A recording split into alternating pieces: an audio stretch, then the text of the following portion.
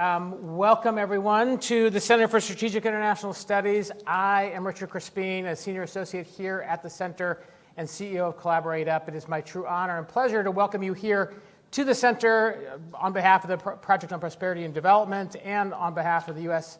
Agency for International Development for our discussion today on water, livelihoods, access, and security. I'm joined here on the panel by three really distinguished guests, and I'm going to introduce them in just a second. But just to kind of set the context for a moment, I think many of us here in the room probably know that 26% of people in the world lack clean access to clean drinking water, 30% lack access to water for basic sanitation, and rising temperatures and extreme weather have done big damage to water infrastructure and sanitation infrastructure around the world.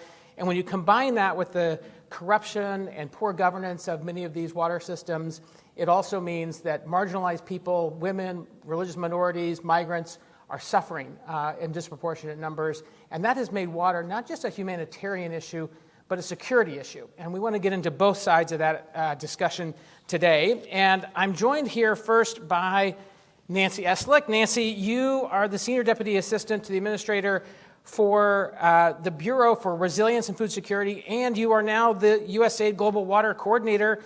Tell us a little bit about USAID's access priorities, water access priorities, and how public-private partnerships can help. Sure.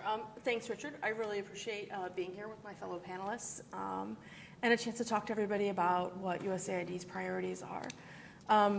Gosh, that was a big title, but I think for today, Global Water Coordinator is a really exciting position to be in right now. Water has never been more important. Last year, we had the opportunity that the U.S. Global Strategy on Water was released, and as part of that, what we're really looking to do is focus on 22 high-priority countries.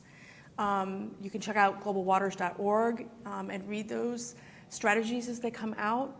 But it's looking at both access to water and access to sanitation for those who need it the most or those who have never had access before. In both urban and peri-urban and rural areas, we're looking at different solution sets that focus on governance, finance, supply.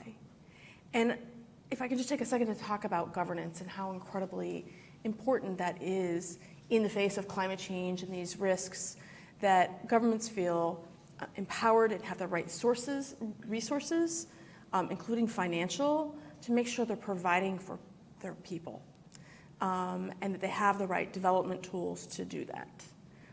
I'll leave it at there. We have a long time today, but again, really look forward to talking on the panel.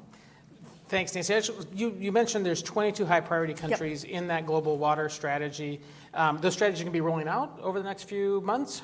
How soon will they all be coming out? They'll all be out this year. Okay. We're about to send our annual report to Congress, which will go up maybe tomorrow, I think. I'll check. Maybe tomorrow. And so I think there are 9 already listed on the website, and the rest will be out within the next 3 or 4 months. And you touched on governance. Can you just say a little bit more about why is governance, as opposed to just building more infrastructure or providing more money, why is governance so critical? I think governance is critical from a couple of standpoints. One is that citizens really need to see that their governments are being responsive to their needs, especially right now where demographics are changing, weather patterns are changing, conflict is causing some of that. And so you have people shifting. And the governance, it's both being responsive to people, but it's also being good stewards of taxpayer dollars, whether that's with taxes, loans, finances they're managing, because they have to be able to adapt to what's happening underneath this climate crisis. They're only going to be able to do that if they already have a structure on permits, construction, billing, all the kind of things that are incredibly important to how things function, whether you're in an urban area or out in the rural area. Awesome. Thanks, Nancy.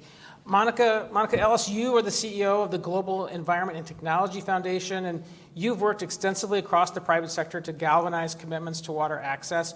We just heard from Nancy about the importance of governance and the many enabling conditions that governments provide to effective water and sanitation infrastructure. Tell us about the role that you see for the private sector and how GETF in particular is helping make that vision a reality. Thank you. Thank you for your comments, and a pleasure to be here at CSIS today. I think that governance is vital, and so often when we're working with our corporate clients at GETF, they're operating within the countries where that governance is either working or it's not working, and it causes additional risk for their business. So most of the companies that we work with have very large and diverse supply chains. We work with Starbucks and Cargill, Kimberly-Clark, a range of different ones, Coca-Cola. And so they have figured out how to bring their products and services to the last mile. Water is certainly a key input to those products and services, but it also is a big material risk for them. So the piece that GETF really works on in our sister organization, Global Water Challenge, is helping reduce that risk, design partnerships that help activate in communities to bring communities additional water, sanitation, and really address the risk to bring it down for everybody, because water resources are shared. And when you have shared water resources, you have to all be working together collaboratively. And that's the role that we play: partnerships and collaboration and good strategy and design and implementation. Can you say a little bit more? I heard you say that kind of that poor governance or bad governance is bad for business, and that a lot of these companies are focused on or figured out how to deal with risks in the last mile, and particularly how important that is for their business. Can you say a little bit more about the role of governance and the risks that there are in that last mile? I don't think a lot of people think about that last mile. Well, the last mile is the hardest to reach. When we talk about the billions that don't have access, sometimes they don't necessarily live in the most rural areas. It might be in peri-urban areas. Obviously, urbanization is a huge problem across many developing countries. And so when people move into cities to try to work, they're often living in informal settlements, and helping that utility provide last mile service, even though it's right next door, requires a whole set of technologies, business models, different financial models to do that. So the last mile is a lot of things, but because companies bring with them a range of different skill sets, even marketing, we use marketing to help stimulate behavior change for hand washing, to create a demand for clean water services so that customers know that sometimes you have to pay when water is treated, right? You should pay if you're getting a good service.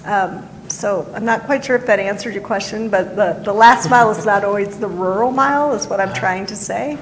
In reaching people in rural areas where you do have the most without water and sanitation access, it's a range of different tools, I would say, that are needed to address the contaminants, the geography, all of the different aspects that those communities are facing. And companies are well suited to help do that in partnership with governments. It also sounds like they're able to bring many other different skills to the table. Coca-Cola, of course, is known for its great marketing, yes, but it can apply the social behavior change that it uses in getting people to drink more Coke, but also to think about changing their behaviors when it comes to hand washing or water usage. Exactly right. And also I think innovations around helping bring like purification tablets to the last mile. So route to market strategies, there's a range of different disciplines that I think they get into to boost that. I want to get into more of that, and particularly you mentioned the need to be willing to pay for a service, and come back to that in a second, but I want to bring Nabil into this conversation. Nabil Jamali, you are the Senior Program Officer at the Conrad Hilton Foundation, where you oversee the foundation's Safe Water Initiative, and you've helped to bring affordable, safe water to over 1 million people. In that role, you get to see the whole panoply of actors in this space, civil, private, and public.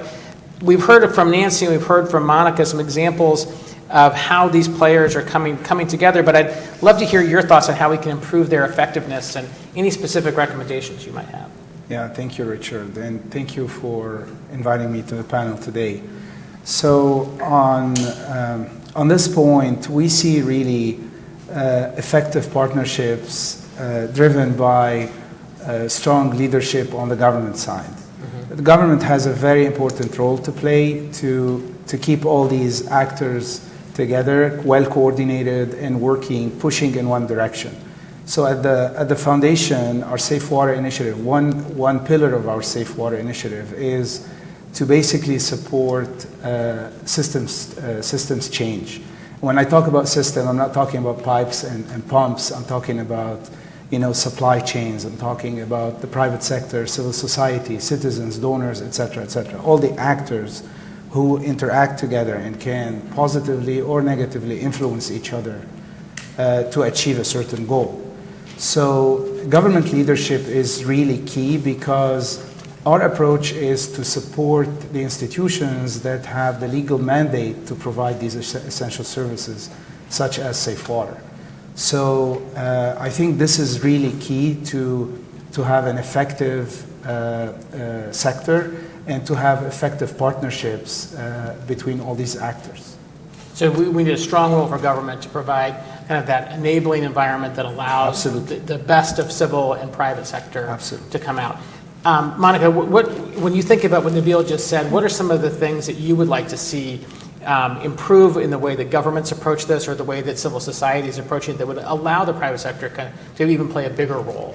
One of the positive things that I think is evolving through coalitions like the Water Resilience Coalition, CEO Water Mandate, is a focus. So part of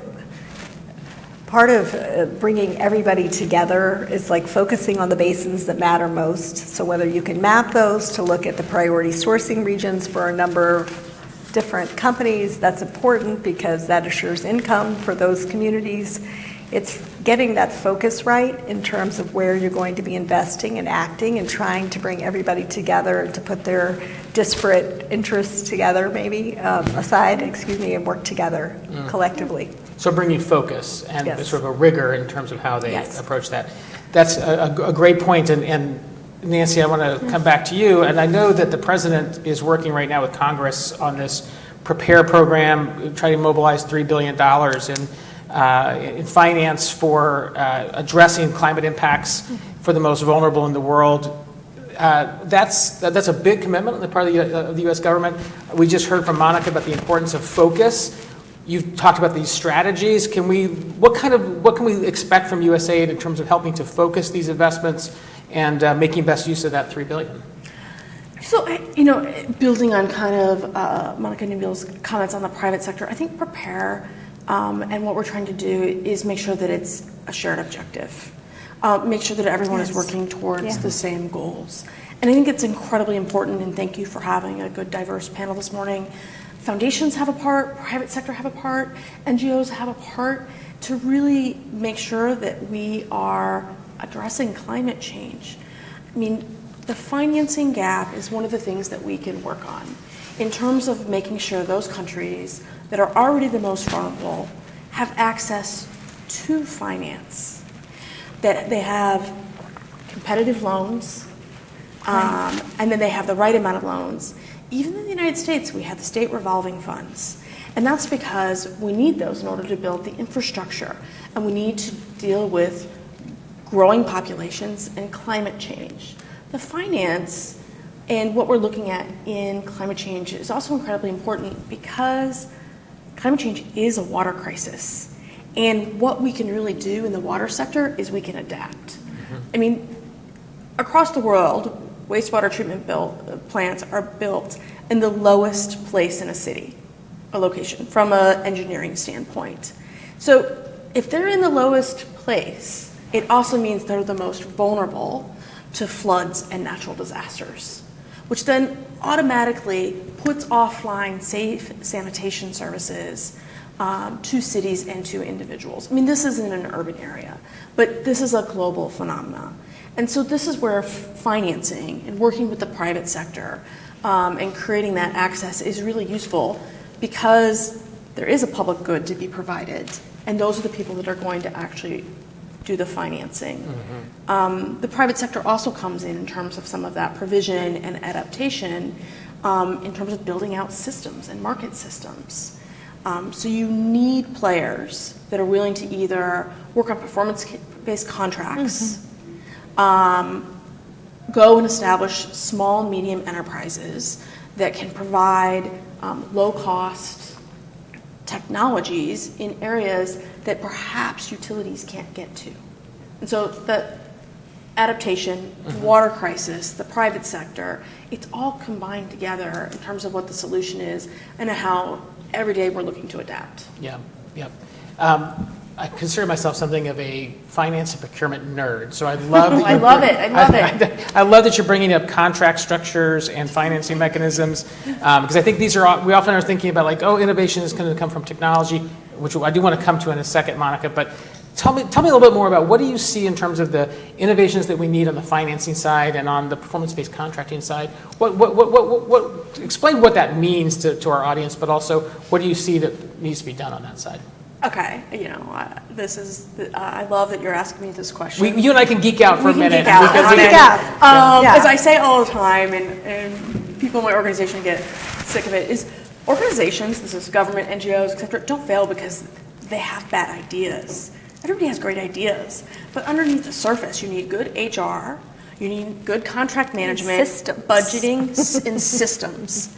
And you need to have in those systems strategies to be resilient. So if you want to talk about contracting, for example, I was just in Senegal. I'll talk a little bit about this again later. But they went out and they have performance-based systems and contracts in order to provide in rural borehole water networks.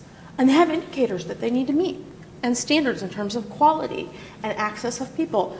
But really importantly, they made great, smart decisions. And they switched these contracts from being 2 years to 10 years. And so you need to also give organizations enough time to succeed. And so I think this is an example where USAID is actually giving the money to the government of Senegal, and they're implementing using their systems. And they made adjustments because they needed to have a competitive bidder. So I think that's one type of contract, is the performance-based. And making it competitive, understanding that is how ministries of water and sanitation work. Yeah, so having contracts that are, well, first of all, having a public procurement system that's transparent and competitive, and then looking at the term of the contract to make sure the term is appropriate, and then that they're performance-based, meaning you're getting paid for actually delivering You're getting paid to deliver on results. And I think underlying in this is that the procurement was done fairly and competitively, and that there was fair competition. Right. And competition gives you better value. Yeah. That's good. Because I know in some countries, you're not even allowed to award based on best value. You can only award based on lowest cost. So we're talking about kind of changing the paradigm when it comes to how public procurement is done, making it more competitive and making it based on something other than just lowest cost. Nabil, you mentioned the need for systems level change. Is this the kind of thing you're thinking about, or what other kinds of things are you thinking about when you said systems level change? Well, this is absolutely part of it, and actually in our day-to-day life, we basically make decisions without even thinking based on performance. When we go to a restaurant, the tip is based on the level of service. It's the same logic here. A water operator in a rural setting should be rewarded based on the results that they achieve and they report. So good water quality should be something in the contract and should be rewarded. This is the financial incentive to ensure the sustainability, the continuity and the consistency of the service. And this is in line with SDG 6.1, for example. Service reliability is exactly the same. Water should be available whenever it's needed. You can't have intermittent supply. So this is the kind of performance metrics that we look at and we try to support. And those are the types of mechanisms that we really try to implement and introduce in the countries where we work, just to reduce the bias on the market and let the market, market mechanisms work. Can we have a little bit of story time? Can you give us a story? Like, tell me an example of where the foundation has kind of done that kind of work. Yeah, we're currently working, for example, with the facility. It's called the Uptime. They are actually a platform that contracts with rural water operators. They currently have 12 operators working across several countries in sub-Saharan Africa and in Asia, where basically operators report against three key metrics: service continuity, water quality, and revenues. And these metrics, it's an online platform, it's transparent, it's accessible to everyone who has access to the internet. And basically, operators on a quarterly basis have to report against these three metrics, and accordingly, they get rewarded. They get like a result-based subsidy. So it comes as a top-up to the revenue that they collect against the services that they provide. And this is, to help the operator achieve cost recovery and at the same time keep water services affordable, because we're talking about last mile again, those who are hard to reach. So this is an example where we are supporting this facility and at the same time working with governments, local governments and national governments, to adopt this approach in government contracting. Not only have this funded by donors or by foundations, but also to introduce this approach within government contracting. Yeah. Ultimately, for something to be sustainable, it needs to either be market-based or Absolutely. it needs to be paid for by domestic resources. The fantastic example. Monica, I saw you nodding your head on competitive contract awards. I know part of the foundation's mission is also related to technology and innovation. What contractual innovations or financial innovations or technology innovations are you seeing that's really driving progress right now? Sure. Well, I think they're in the quest to provide water access for all. There's a lot of technological innovation, and it's across the continuum of availability and water quality, and even use of AI to predict, what materials, how to have better precision agriculture so that you're having less runoff into waterways. So we see a lot of technology, and I think that is part of the innovation that's out there. But like my other panelists have spoken to, sometimes it's innovation around bringing people together. We do a lot of technical exchange. So if your innovation is applied to the people who are on the front lines of providing services to individuals, I think that can also be an innovation. We manage something called the U.S. Water Partnership that was started by Secretary Clinton when she was at State. We will have a host of ASEAN delegates coming in from utilities from all over Asia to come and meet with utility leaders within the United States. And their whole purpose is technical exchange, addressing pain points, addressing business models that will work for and that forms the seeds of relationships that can help with some of what we'll talk about later, I guess, which is security, right?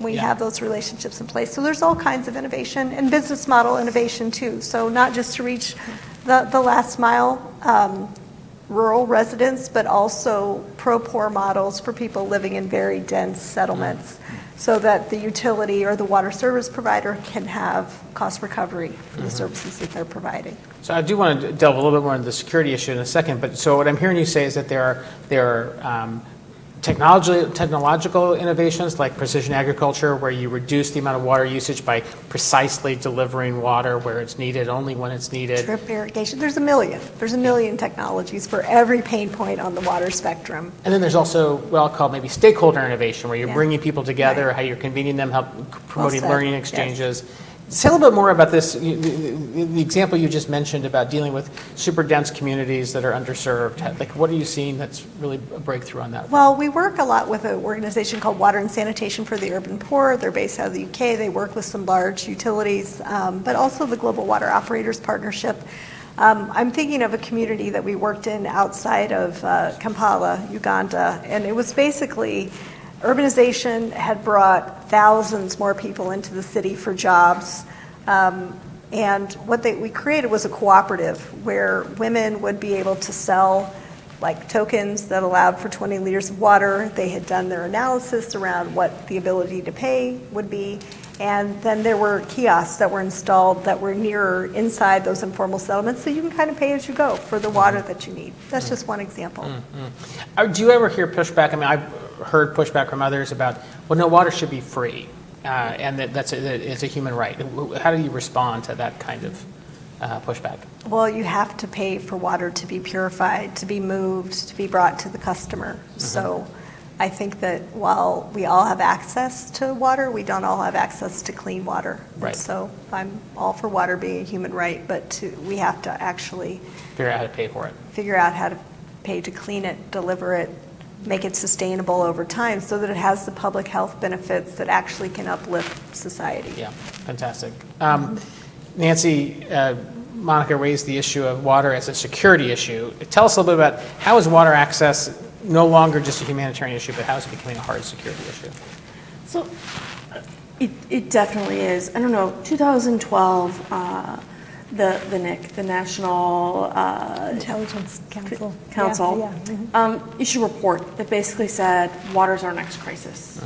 So here we are a little bit 10 plus years later, and I think we're seeing that water is the security crisis. Some of the instability that's happening in West Africa right now, you can see that there's shifts in demographics. Let's take Benin in the north. Violent extremist groups can disrupt service provision of all types, not just water, away from local governments. Citizens get frustrated, and they see they lack faith then in their governments. So maybe they'll be displaced, or they're more susceptible in joining these organizations. And I think this is part of what the crisis that's happening in West Africa. You see people fleeing areas of instability because they no longer have services, and climate change is exacerbating this. They're moving to capitals, then capitals that are already densely populated, and people that are most vulnerable are moving into areas that don't have the right services. So I think it quickly becomes a hard crisis. You can look what has happened in the Middle East, for example, and the displacement in Syria. I spent a long time in Jordan. There was over, 1 million people displaced out of Syria and Jordan. And that hard crisis became a governance crisis in Jordan.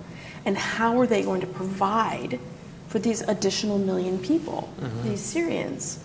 Well, they did open up their public services, schools, education, water, healthcare, and mitigated that because they had systems in place in this governance to deal with a hard crisis, not necessarily in their own borders. And I think that's going to continue, and we're going to see pressures around the globe. And I think right now we're seeing it in West Africa. We talked a little bit earlier before this about Uganda, a country that is near and dear to my heart. I've spent about 6 years there over the last 25 years, and I've seen the population pressure create conflict over water. So I think what the NIC predicted 10 years ago is we're seeing now. Yeah. So we're seeing that water, or lack of the access to water, can promote lack of confidence in governments if the provision is taken away, or if extremists hold it hostage, and that can then drive migration, which furthers the security impacts as countries are trying to deal with this influx of new people, whether it's into their own cities or from refugees coming in to those environments. Yeah, and then it puts the pressure on to adapt quickly and to make sure that you're serving your population, which is, I think, one of the reasons why we added governance into our structure, was to make sure that we're also looking at this as a solution set for the future. Yeah, no, I agree. And the food insecurity piece too. I mean, just to touch on that, if you don't have water, the next thing to go is resilient food systems. And then from there, we have the public health systems. One of the things that we really saw during the pandemic also is water as a frontline health response need as well for hand washing with soap. During Ebola, we were very involved in the Ebola response in West Africa. One patient required at least 60 liters of water per day, just for washing, keeping the healthcare workers clean at a minimum. And so when you have a crisis, water is the frontline need. Just yesterday in Morocco, if you were watching the news, they had a responder, emergency responder. What are your needs? They asked. He said water. That was the first thing. Yeah. So water underpins all of this and can lead to some really positive things, but some really negative things. But too, it's connected to not so many available. things, in terms of our livelihoods, in terms of agriculture, food systems, everything else. And then as it that as water access gets exacerbated or lessened, then that just sets off a chain reaction of other things.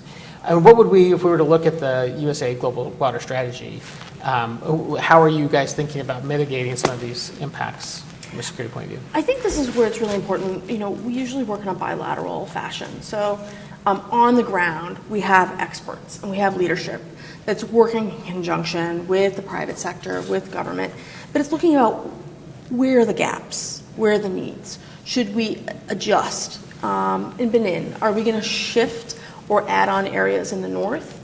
The same for Senegal and Ghana, looking at where our programs are focused, where maybe other people can't reach, and that we can provide that.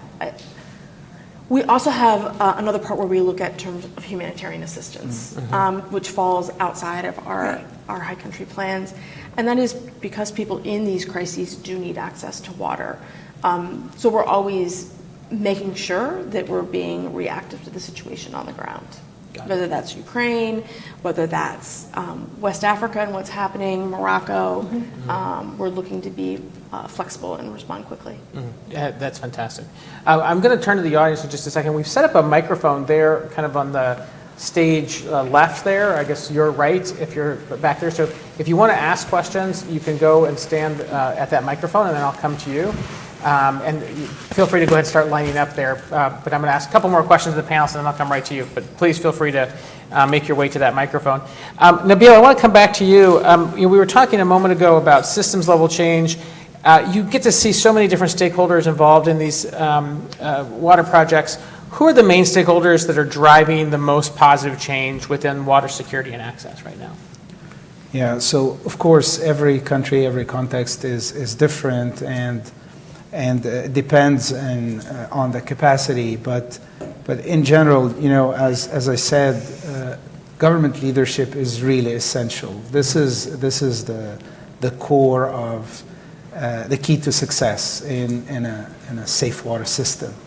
But of course, the private sector has a big role to play, as we have mentioned that. But I just want to mention on the private sector here is the fact that there's flexibility to work on research and development, to find new solutions, to really look for technology. This is really important, and we see more and more opportunities for partnerships between the private sector and the public sector. Of course, civil society and citizens are also have a key role to play, and in terms of accountability, in terms of regulations, because in the end they are on the receiving end, and they have to hold governments and the private sector also accountable. So those are the main players, but of course the donor community and international organizations are part of the larger system, and of course have a role to play by looking for solutions to reduce market distortions, to focus more on governance, on transparent procurement, on performance-based contracting, and all the things that we mentioned. So, I know it's a wide range of actors, but, it's not a one stakeholder sector. It takes a village, actually. So what I'm hearing you say is that the public sector is there to provide these kind of enabling conditions, safety, security, as well as the regulatory and legislative frameworks. The private sector can provide innovation and technology. Civil society provides accountability. The donor community can help with providing incentives and reducing market distortions. You mentioned those systems change before. If you were going to make some recommendations to any one of those actors, what would you say? Like, I think you should do this, or I would love to see this kind of change being promoted right now. Yeah. Well, I would love to see governments focus more on being a regulator, not providing direct services, and leaving direct services for professional operators. And this can be private, it can be public, or both. But in general, governments have a role of regulation that to oversee the sector, and leave service delivery for professionals because the spirit, I mean, the world committed to SDG 6.1, I mean, all the SDGs, but I'm talking about safe water here specifically. Success is defined as professional services. It's professional, sustainable, and affordable services. And this takes special kind of expertise to ensure this kind of service. We're not talking about access anymore, bringing water points closer to citizens or drilling boreholes. We are talking about continuous services. Again, I go back to these basics: water quality, water service continuity. And those require special skills, not only in engineering and in infrastructure design and execution, but also in human resources, in technology, in financial, accounting systems, procurement, et cetera, et cetera. So governments get out of the business of being the provider of service, be the regulator, Exactly. and then make sure that you've got really professional operators running these systems. Excellent. Monica, same question to you. If you were going to give advice to a government, to a company, an NGO, or a donor, what would your advice be? What would you want to see them do? I think that going back to this idea of focus, I feel like we need to focus where the house is burning at this moment. And so in those priority basins, really getting an action plan together for who needs to be delivering on each of the different challenges that are plaguing it. And I think when we start to see progress in each of those basins, even in one, that approach will be adopted, because when we all go out and do our own thing, we end up at the same place. We really need to focus, I think, and maybe bring everybody together through collective action. It's an overused word, but for me, it is about focus and enabling the government, the private sector, civil society, foundations to play to their strengths in solving a challenge that is diagnosed through data and insight that is agreed upon, and that we all move together. So, in my experience, those two words are almost always in tension: focus and collective. Right? It's really easy for one actor to focus. Yeah. It's really hard to get many different Collective actors focus. to Thank you. collectively Yeah. focus. Yeah. Nancy, same question. And you can also build off of Monica's if you want. Where do you think, if you were to make some recommendations, what would they be? I think specifically for governments, I think that looking really at their strategic plan and trying to address the issues, the gaps, the funding gaps right now, because if they don't fix it now, it's only going to get more expensive in the future. And so looking at and identifying areas to provide finance, get those systems in place, get the right kind of play the regulator role, get the right kind of companies in there on fairly competed contracts to manage it, and so that they can ensure and play that secondary role in dealing with communities. But I think it's really about putting a structure in place, looking at their demographics, looking at their future, and where they need to make the most investments, understanding that they're not going to have that money in their own government budgets. That's not how we do it here either. And I think that's part of the role foundations, private sector, and donors can do is link that up. I think the second part that governments can do is make sure that their own regulations are favorable to the private sector.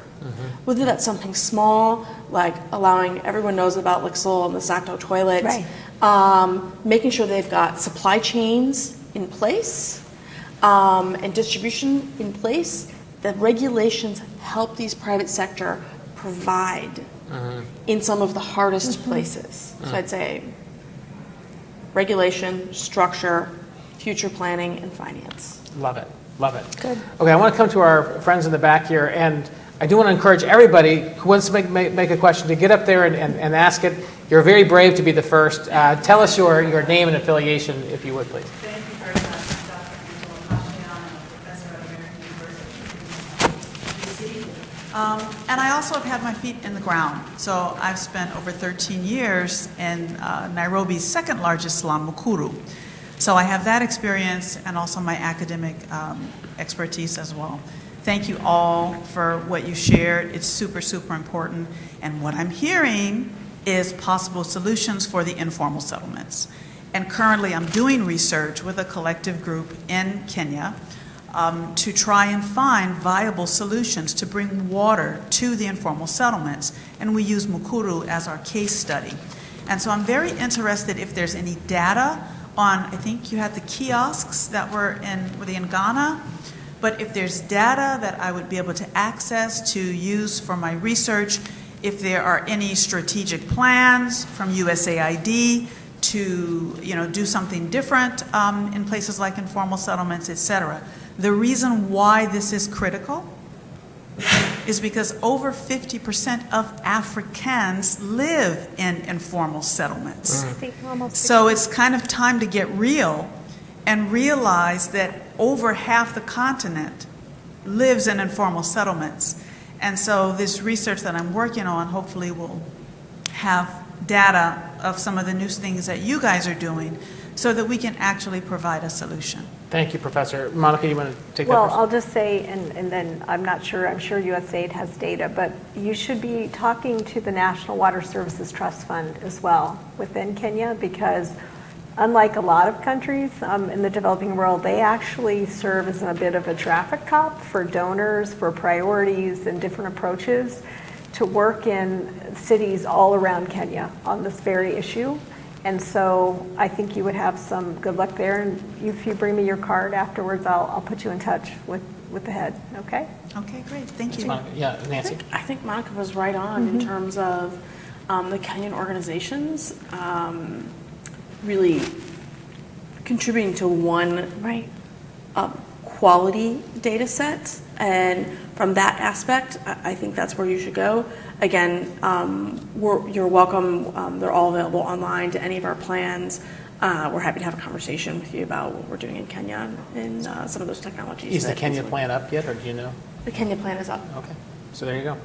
Awesome. Thanks, Professor. Yeah, next.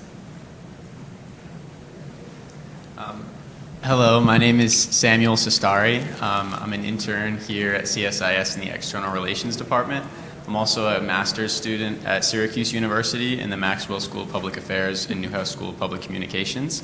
I'm doing my final semester of studies this semester, and one of the courses that I'm taking is From Fragility to Resilience, and it's taught by two professors who also work at USAID. So that's where this question kind of comes from.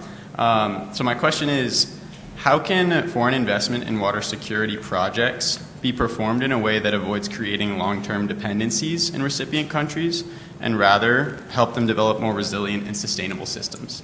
Is this on the midterm? Anybody want to take that? Who would? Yeah. Sure. I mean, I think fragility, Global Fragility Act is something that we're all looking at. I'd go back to Jordan and kind of what has happened there.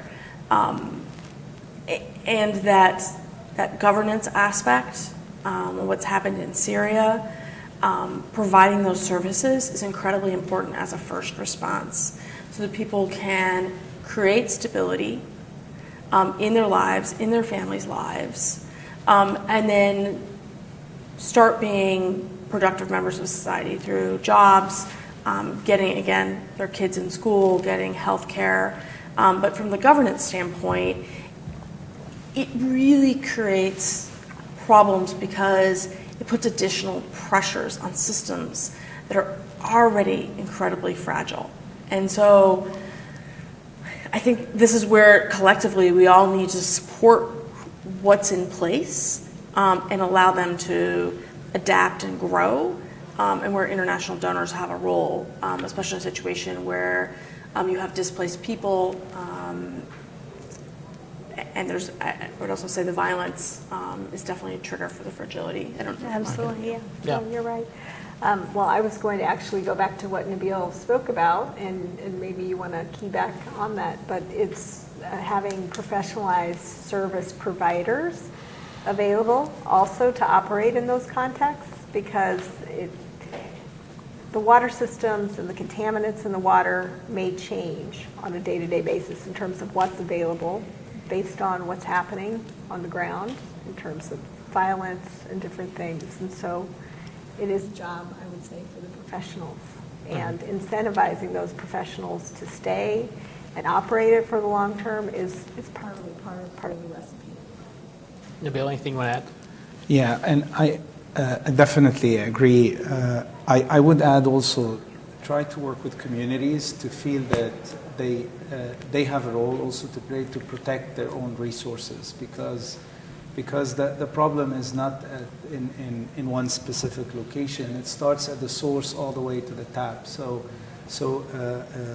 you know, at the source level, you need also communities, farmers, all the users to protect these sources. And I think this is also a big job in terms of feeling that they own these resources and they have to protect them.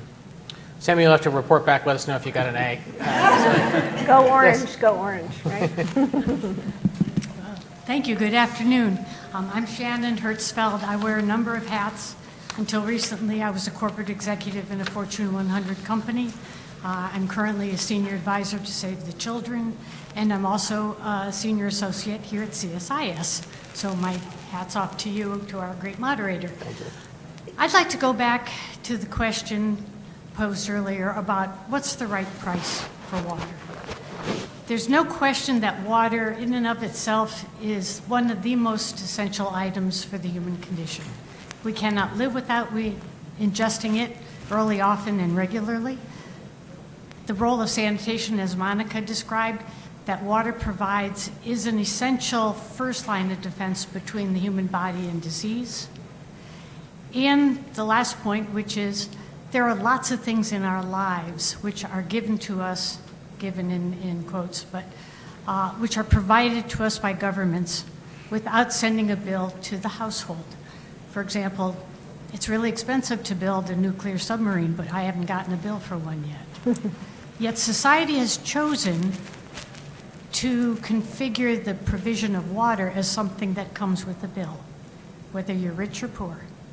And it is one of the most essential elements in our life for us and everyone here. So who here is going to give the positive response about why you put a price and bill people for water?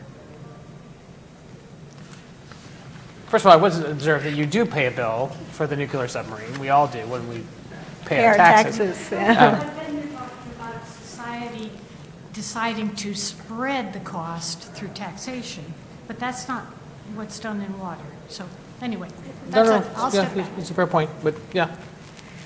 Nancy? Sure. I mean, you pose a really interesting question. And I actually think it's both. So it's about who's bearing the cost. And in many times, it's those that are most vulnerable that are bearing a higher cost because they're last to receive the services. Those people that have had water for the last 100 years, the last 50 years, last 10 years, they're not paying for new infrastructure. They're not bearing the heavy cost.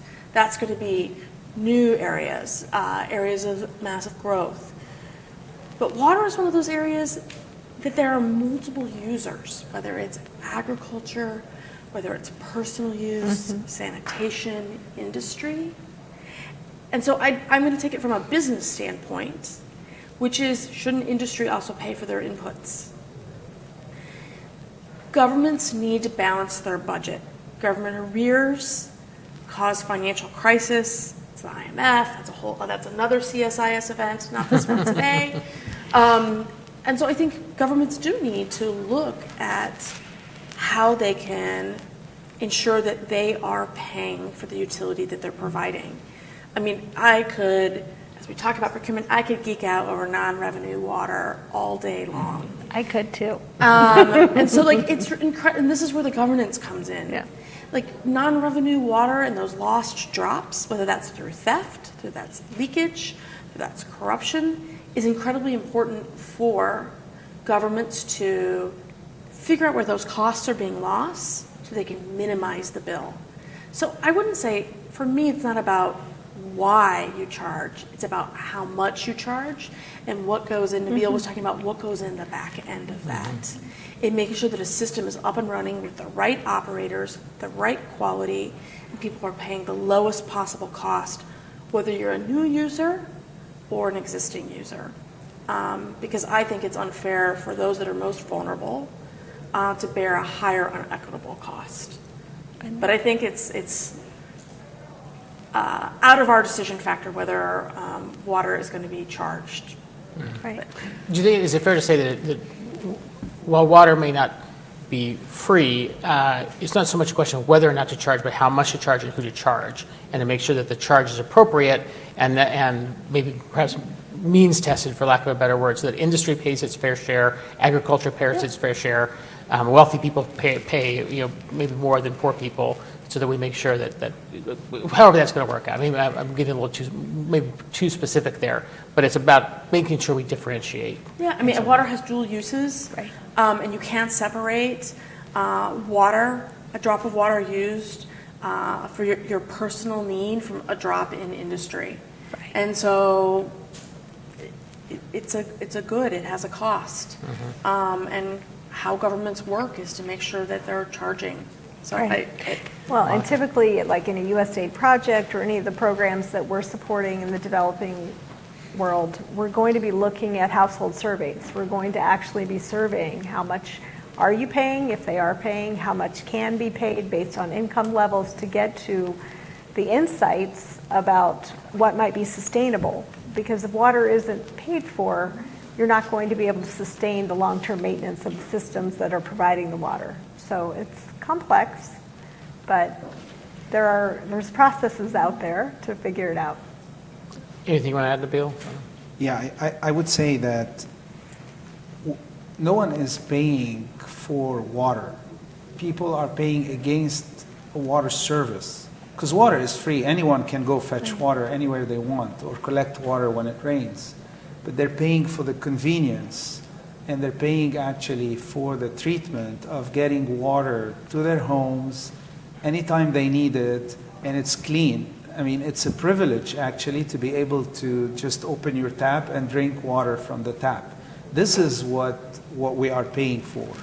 Now, I think the challenge is to find a system so that those who have affordability issues can pay less yet get the same service as those who can afford paying more. So it's balancing those two levels. Anyway, this would require a much longer panel, which I will not get into. Thank you, sir. Thank you very much for the question. I want to get one more in from the. Let me just quickly say 3 great answers, 3 different perspectives. Thank you all for your great Thank you. Thank you. Yes, sir.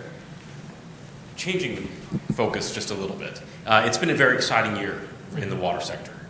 For everything from the White House announcement with the launch of their new strategy, launch of the USAID, water strategy, the UN Water Conference. With all these actions kind of coming to a crescendo, and we did see some discouraging news, on Capitol Hill in this past few months, where because of the president's budget has been relatively low in this area compared to what Congress has traditionally appropriated for water and sanitation access. We see the Senate now kind of agreeing with those administration numbers. So 2 questions for you. One is, how will USAID in your programming respond to if a third less money is appropriated to water and sanitation access? And then 2, are we seeing a deprioritization of water and sanitation access? And are there things that we as a community can do better to elevate this within the U.S. government because it is such a crucial topic?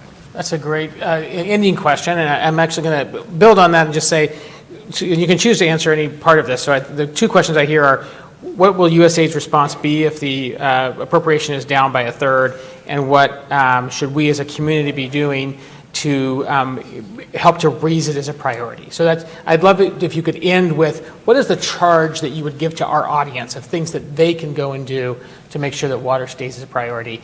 I'm going to save the USA question for you last, Nancy. So let me start with you, Nabil. What is your thought on what can we as a community do to ensure that water stays top of mind here in Washington and beyond?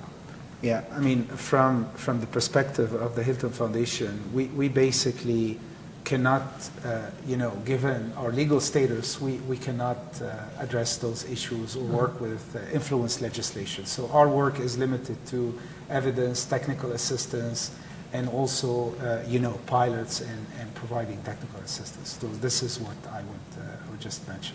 So maybe if I turn that into a charge to the audience, is bring forward your data, bring forward your evidence, Absolutely. and make sure that we're doing that in a transparent way, helping the professor with her project, helping Sam with his graduate studies, but also making sure that we as a community understand the data and can create informed legislation, regulation, and corporate policy from that. Monica. Well, since even the Paul Simon for the Water for the Poor Act, our organizations, while not advocating for specific legislation, can certainly mobilize a whole of society response to talk about what it means for U.S. leadership, what it means for communities, what it means for public health, what it means for individuals when clean water access is present in communities all around the world, and what it means for the United States and its leadership around the world, which is under strain, from other actors. So I think that we are leading on water, especially with this administration. I have seen very positive announcements. What is needed next, I think, is to mobilize that whole of society approach. So if she takes a 1/3 cut to her budget, we find the means to bring it back up to where it was, because water is life. It's ingredient number one. Thank you, Monica. Nancy, last word. Thanks. Easy question here, the last one. So, I think that this year has been incredibly important, and the U.S. government stands behind our commitment in water and sanitation through the White House announcement, through USAID strategies, through also our partnerships at the local level. Across our 22 countries, we're prioritizing launches in country so that governance component and civil society is aware of what's happening in water and sanitation, and that it is the underpinning of health and so many other important areas in development. Water is essential for everything. No organization can fill the financing gap. We talked about that earlier. Everyone has a role to play, and some of that is in helping local governments, just like we do here in the United States on the state revolving funds, find financing so they can finance their infrastructure. Construction is part of the development solution, especially in water and sanitation, True. No matter what type of urbanization or non-urban setting you're sitting in. So through the president's budget, we're going to be able to continue to fulfill what we've committed on the U.S. global water strategy. And we really look forward to working with everybody on this stage and in the audience and in the industry to make sure we're providing the very best in development, in governance, in technical assistance, and programming to the countries we're focused on. Fantastic. Unbelievably, our time has flown by. Ladies and gentlemen, help me to thank Nancy Eslick, Monica Ellis, and Nabil Chamali for a great conversation today. You heard it here, data and evidence, whole of society approaches, and collective action. Thank you all for coming and being with us today. Go forth now and bring your data, your evidence, and bring out that whole of society collective action for water as it is ingredient number one. So thank you all.